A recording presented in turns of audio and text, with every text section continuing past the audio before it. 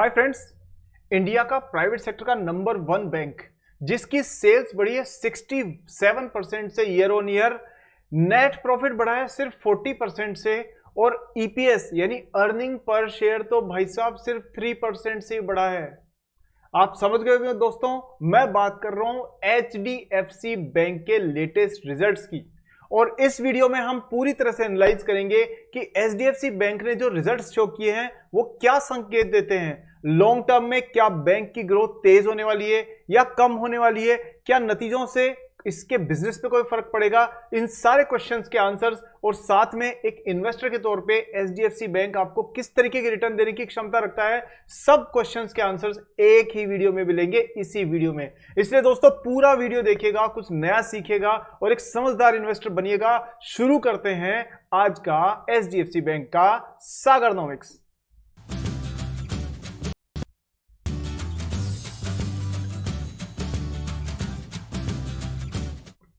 तो दोस्तों वीडियो में आगे बढ़ने से पहले पहली रिक्वेस्ट है कि अभी वीडियो को लाइक कर दीजिए, नीचे लाइक बटन है क्योंकि बाद में आप भूल जाओगे हमेशा की तरह। दूसरा यह है कि चैनल पर पहली बार आए हैं तो स्वागत है आपका, इसलिए चैनल को सब्सक्राइब करके बेल आइकन को ऑन कर दीजिए ताकि मेरी हर रिसर्च बेस्ड वीडियो आपको तुरंत मिल जाए और कुछ भी आपसे मिस ना हो। चलिए दोस्तों स्क्रीन पे चल के देखते हैं कि एचडीएफसी बैंक कैसे नतीजे देने वाला है। आपकी स्क्रीन पर दोस्तों आप देख सकते हो कि यहां एचडीएफसी बैंक के रिजल्ट्स हैं YOY, और आप अगर इनको डिकोड करना चाहो तो आप अपने हिसाब से भी कर सकते हो, वो भी मैं बता दूंगा। बट मोटा मोटा ये मान करके चलिए कि मार्च 23 और मार्च 24, ठीक है, ये ईयर ऑन ईयर चेंज है इसके अंदर। और जब आप इसको एक्चुअली ना मेरे साथ कुछ कैलकुलेशन करना भी सीख लो, आप बहुत काम आएगी कि आप खुद देख सकते हैं कि ये यहां से यहां तक 67% का जंप कैसे आया, वो मैं बताता हूं आपको कैसे आया। ये कभी कभी ना खुद करके देखा करो, सिर्फ सुनने से काम नहीं चलेगा। ये देखिए यहां पर आपके स्क्रीन पर कैलकुलेटर है, इस कैलकुलेटर में एक सेकंड, आपके स्क्रीन पर आया नहीं है, अभी बुलाता हूं मैं कैलकुलेटर को, रुकिए एक सेकंड ना, एक सेकंड दोस्तों बस।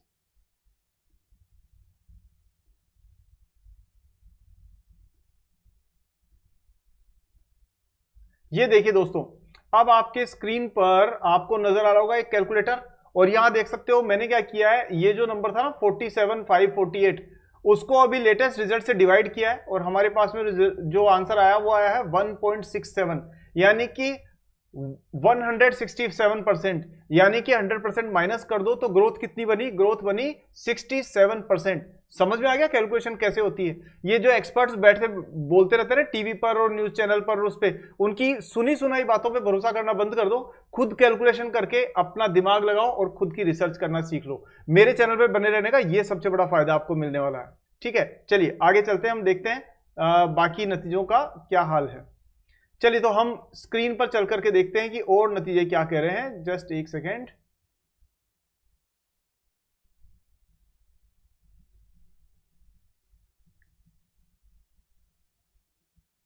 ठीक है। सो दोस्तों अब देखिए आपके स्क्रीन पर आपको नजर आ रहा है, एक सेकेंड, कुछ तो गड़बड़ है।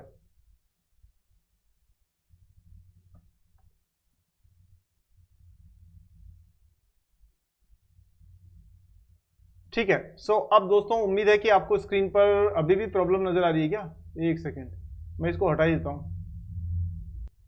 चलिए दोस्तों अब आपको सामने नजर आ रहा है साफ तौर पे आपके स्क्रीन पर एचडीएफसी बैंक के नंबर्स, ठीक है। सो हम सबसे पहले क्वार्टरली नंबर्स को डिकोड करेंगे और उसके बाद में बैंक के फंडामेंटल्स पे बात करेंगे। तो देखिए यहां जो इंपॉर्टेंट चीज देखने वाली है वो ये है कि दोस्तों यहां पर मार्च 2023 में आप ये देखो कि जो रिजल्ट्स हैं वो थे आपके, सेल्स का रिजल्ट था 47,000 करोड़ और अभी बढ़कर के हो गया 79,000 करोड़, यानी ग्रोथ कितनी हो गई 67% की, जो मैंने अभी आपको बताया है, ठीक है। फिर उसके बाद में हम देखें, अगर इसके बाद एक्सपेंसेस की बात करें तो एक्सपेंसेस में भी ग्रोथ है, लेकिन मेन चीज होती है हमारी फाइनेंसिंग मार्जिन। और दोस्तों यहां ये थोड़ा सा एक चिंता का विषय है, जो कि आप देख सकते हो फाइनेंसिंग मार्जिन मतलब जिस बैंक का मुनाफा मार्जिन का 15% के आसपास रहा करता था, तो जब से एचडीएफसी लिमिटेड में इसका अमलगमेशन हुआ था, यानी इसका विलय हुआ था, from that point you see that the financing margin is negative. और ये नेगेटिव क्यों है, क्योंकि जो बैलेंस शीट और profit and loss HDFC limited का था वो एचडीएफसी बैंक के साथ में जुड़ गया है। और इस तरह से मान करके चलिए, मैं आपको अगर सीधे शब्दों में समझाने की कोशिश करूं तो ये मानिए कि कोई आदमी अगर मान लीजिए पानी में दो आदमी पानी में गिरे हुए हैं, एक आदमी तैरना जानता है, दूसरा आदमी तैरना नहीं जानता है, ठीक है। तो जो तैरना नहीं जानता है, अगर उसने जो तैरना जानता है उसको कस के पकड़ लिया ना, तो दोनों डूब जाएंगे।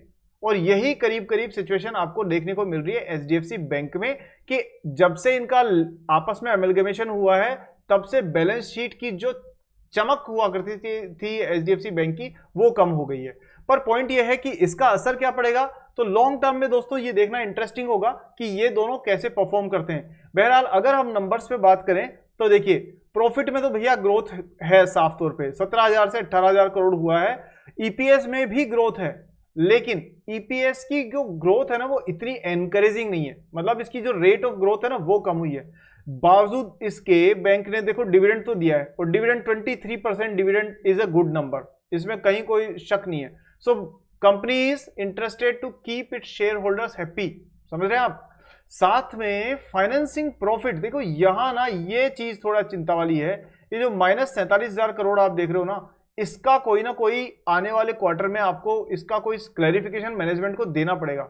फिलहाल मैं आपको ये कहूं कि एचडीएफसी बैंक के जो नतीजे है ना वो एक तरह से रेंज बाउंड रेंज को शो कर रहे हैं। एकदम से तेजी से जंप आ जाएगा इसके चांसेस कम नजर आ रहे हैं साफ तौर पे, और डिपेंड करेगा कि ये आने वाले समय में कुछ सरप्राइजिंग न्यूज अगर ये देता है तो डेफिनेटली इसमें फायदा देखने को मिल सकता है। देखो रिटर्न ऑन इक्विटी की बात करें ना, ये वो चीज है जो हमारे काम की है, मतलब जो शेयर होल्डर्स है ना वो उनको रिटर्न ऑन इक्विटी से मतलब होता है सिर्फ। तो रिटर्न ऑन इक्विटी की बात करें तो ये पहले 21% हुआ करती थी, जो कि अब जो है कम होकर के 17% रह गई है। और ये कब कम हो जाती है, जबकि बैंक का मुनाफा कम हो, बैंक की सेल्स थोड़ी सी डाउन हो, बैंक का प्रॉफिटेबिलिटी पे असर पड़े।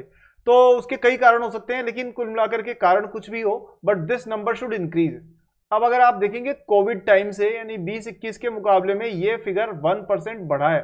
सो इसमें ये तो बात पक्की है कि कुछ ग्रोथ है, बट इतनी ग्रोथ नहीं है जिससे शेयर होल्डर्स को खुश किया जा सके। चलिए अब हम देखते हैं कि इसका असर किस चीज पर और कैसे पड़ रहा है। तो आप यहां देखो दोस्तों कि इसमें एफआईआईज ने जो दिसंबर 2023 था ना, उसके बाद में अपनी शेयर होल्डिंग को 5% कम कर लिया है। यानी एफआईआईज को भी लग गया कि भाई यहां ना जल्दी मुनाफा बनने के चांसेस कम है, तो उन्होंने -5% अपनी होल्डिंग को कर लिया है। वहीं पर जो हमारे देश के इन्वेस्टर्स है डीआईआईज, जिसमें म्यूचुअल फंड्स और बड़े इन्वेस्टर्स आते हैं, उन्होंने 3% बढ़ा दिया है। तो ये तो हमेशा की कहानी है कि जब एफआईआईज बेचते हैं तो डीआईआईज खरीदते हैं, डीआईआईज बेचते हैं तो एफआईआईज खरीदते हैं। बट इंपॉर्टेंट चीज क्या है कि 2% की टूटत अभी भी है। नाउ सी 5% एफआईआईज ने सेल किया, समझ रहे हो, 5% एफआईआईज ने सेल किया, और डीआईआईज ने कितना खरीदा, 3% के आसपास लगभग, जो देख रहे हो आप 30 से 33। दैट सिंपली मींस कि उन्होंने उतना नहीं खरीदा जितना कि खरीदना चाहिए था। इसका मतलब क्या है कि बैंक में अभी -2% का फ्री फ्लोट रिटेल इन्वेस्टर्स के हाथ में आया है, ठीक है, या और जो लोग हैं उन्होंने खरीदा है। इसका मतलब ऐसा तब होता है जबकि डिमांड कम होती है किसी भी कंपनी की, और किसी कंपनी की डिमांड कम होती है तो इस प्रकार की सिचुएशन बनती है, और एक अच्छा समझदार इन्वेस्टर लंबे समय के लिए ऐसे ही मौकों का इंतजार करता है। लेकिन एक चीज पक्के तौर पे आप मान के चलो कि ये वारी रिन्यूएबल्स, वारी सोलर नहीं है कि रातों रात रॉकेट बन जाएगा। ये एचडीएफसी बैंक है, ये इतना बड़ा बैंक है कि इसमें बहुत तेज ग्रोथ आने के या बहुत तेज गिरावट दोनों के चांसेस कम है। ये अपनी रफ्तार से ही चलेगा, अपनी रफ्तार से ही बढ़ेगा, तो ये अपने को पता होना चाहिए। चलिए जरा नजर डालते हैं दोस्तों इसके टेक्निकल्स पे, और पहले एक बार इसके प्रेजेंटेशन को देख लेते हैं। जो भी लेटेस्ट इन्वेस्टर प्रेजेंटेशन है वो आपकी स्क्रीन पर है। तो देखो एक तो सबसे इंपॉर्टेंट चीज मैं आपको बताऊं यहाँ दोस्तों, जब एक आध ना मैं आपको और इंट देता हूँ इंटरेस्टिंग। देखो जब भी कभी कोई कंपनी ना जिसके पास में अपने प्रॉफिट का, ग्रोथ का बताने का कुछ नहीं होता ना, तो वो सबसे पहले अपने प्रेजेंटेशन में इंडिया के बारे में बात करनी शुरू हो जाती है। वो मदर इंडिया स्टेटमेंट देने शुरू करते हैं, भारत की तरक्की हो रही है, भारत में इतने लोग बैंकिंग से जुड़े हुए हैं। भैया अपनी कंपनी का बताओ ना, अगर आपने कुछ किया है तो सीधा अपनी कंपनी का बताओ। तो आप चाहे वेदांता को देख लो, चाहे और कंपनीज को देख लो, वो भारत की बात करते हैं। वोडाफोन आइडिया भारत की बात करता है। तो जब किसी कंपनी के पास दमदार नतीजे होते हैं तो अपने रिजल्ट्स को पहले दिखाएगा कि इंडिया की बात करेगा। सो यहां पर एक हिंट आपको समझदार लोगों को मिल जाना चाहिए चलिए अब ये देखो, ये इंडिया की बात कर रहे हैं साहब शुरुआत में। India is one of the fastest growing major economies. अब यार ये तो हम रात दिन वैसे ही सुनते रहते हैं, आपने क्या किया ये बताओ ना। तो चलो यहां हम लोग सारी चीजों को, नॉइज को हटा के काम की चीज पे बात करते हैं। अब ये सारी इंटरनल इंफॉर्मेशन इन्होंने पेज भरने के लिए डाल दी। जैसे स्कूल में नहीं होता था, कॉलेज में, स्कूल में, कि जब हमारे पास में लिखने को कुछ होता नहीं था और हमें बहुत सारी आंसर शीट्स भरनी होती थी, तो हम कुछ भी लिख आते थे, एक ही पैराग्राफ को 4 बार रिपीट करते थे 4 अलग अलग तरीके से। So that is how they are filling up 55 slides. देखो अब ये इंटरनल इनकी इंफॉर्मेशन है कि भाई हमारे यहाँ पर हम ये करना चाहते हैं, एम्प्लॉइज के लिए करेंगे, कस्टमर के लिए करेंगे, टेक्नोलॉजी के लिए करेंगे। This is all internal material. CEO क्या सोचता है वो सब इंटरनल है, लेकिन ये यहाँ पर पेज भर रहे हैं उसके। हालांकि मैं एचडीएफसी बैंक के अगेंस्ट नहीं हूँ, very very phenomenally great bank है ये भाई साहब। दुनिया में आपको एचडीएफसी बैंक जैसा बैंक नहीं मिलेगा, मैं सच बता रहा हूँ आपको। लेकिन फिर भी देखो हमारा काम है क्रिटिकली एनालाइज करना, अच्छाई को अच्छाई कहना, बुराई को बुराई कहना। That's why I am being straight forward in this.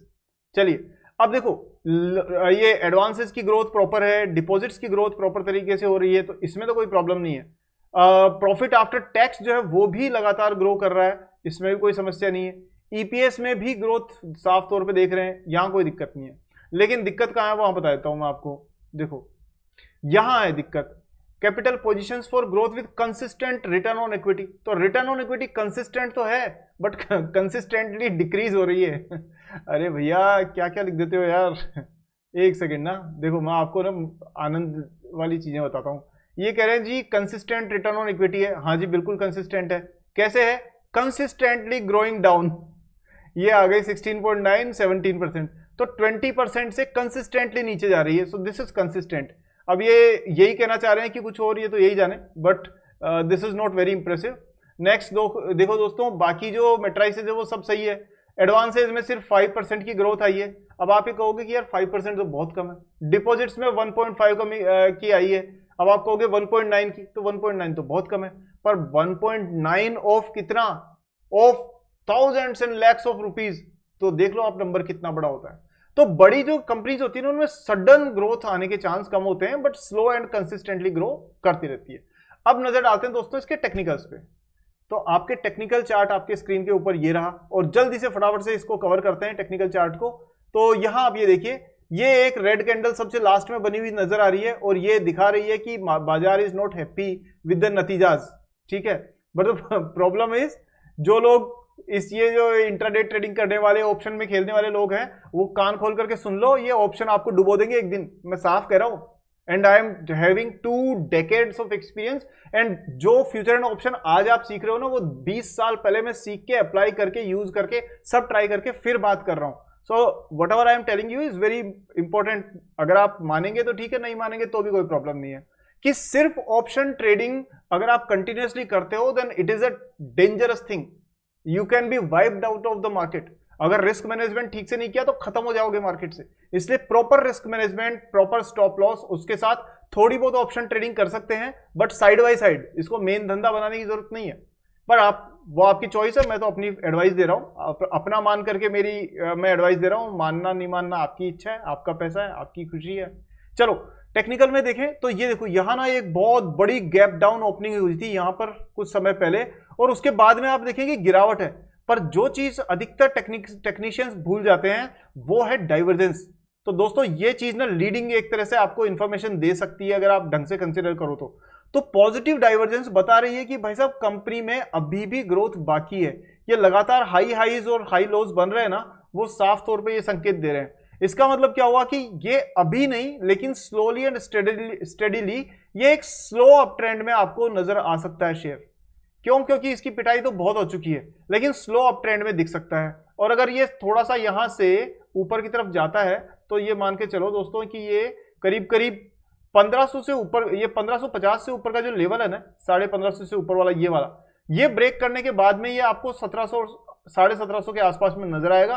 क्योंकि ये फिर इसका यहां तक का जो हाई है उसको टच करके ये रेजिस्टेंस को क्रॉस अगर इसने कर लिया तो फिर ये और ऊपर जाएगा। बट अभी फिलहाल चांस ये है कि यहां पर ये 1550 को टेस्ट कर रहा है। अगर इससे ऊपर सस्टेन कर गया तो 1760 के आसपास, अगर इससे वापस बाउंस बैक हुआ तो फिर जो नेक्स्ट आपको मिलेगा करीब करीब 1400 रुपए के लेवल तक भी टच कर सकता है। ये इसका मेजर सपोर्ट है यहाँ पर। सो दोस्तों एक तरह से मान करके चलिए कुछ समय तक रेंज बाउंड रहने के चांसेस हैं और उसी के हिसाब से आपको इसे देखना चाहिए। सो दोस्तों ये है शॉर्ट एंड स्वीट एनालिसिस। मैंने काफी पॉइंट कवर करने की कोशिश करी, बट मुझे पक्का पता है कि बहुत सारी इंपॉर्टेंट चीजें छूट गई होंगी। मैं कोशिश करूंगा, क्योंकि HDFC bank is such a big bank. मैंने अभी तो एनुअल रिपोर्ट नहीं टच की, अभी तो क्रेडिट रेटिंग की रिपोर्ट टच नहीं की, क्योंकि वीडियो हो जाएगा 1.5 घंटा लंबा। वो आपके क्षमता से बहुत 100 गुना ज्यादा है मेरे हिसाब से। एनीवेज चलिए तो दोस्तों आज की वीडियो को तो यहीं रोकते हैं। अगले वीडियो में हम एक और एनालिसिस के साथ में मिलेंगे। और हाँ दोस्तों, कैसा लगा आपको वीडियो? क्या आप और चाहते हो इसके अंदर मुझे कमेंट सेक्शन में जरूर बताइए। आपके सुझावों पे मैं जरूर गौर करूंगा। और साथ में वीडियो को अगर लाइक नहीं किया है दोस्तों तो फिर आपकी हमारी दोस्ती कच्ची रही। पक्की दोस्ती के लिए हर वीडियो को लाइक करिए और इसे शेयर करिए सभी दोस्तों को, व्हाट्सएप, टेलीग्राम, इंस्टाग्राम, फेसबुक, सब जगह पर, सारे कम्युनिटी, सारे ग्रुप्स में। और हाँ, चैनल सब्सक्राइब नहीं किया तो फिर क्या कर रहे हो, अगला वीडियो मिलेगा कैसे? तो चैनल सब्सक्राइब करके बेल आइकन को ऑन कर दीजिए। और इतना सारा प्यार सपोर्ट देने के लिए बहुत बहुत धन्यवाद। अगली वीडियो में जल्दी मिलते हैं, तब तक के लिए ध्यान रखिए। जय हिंद।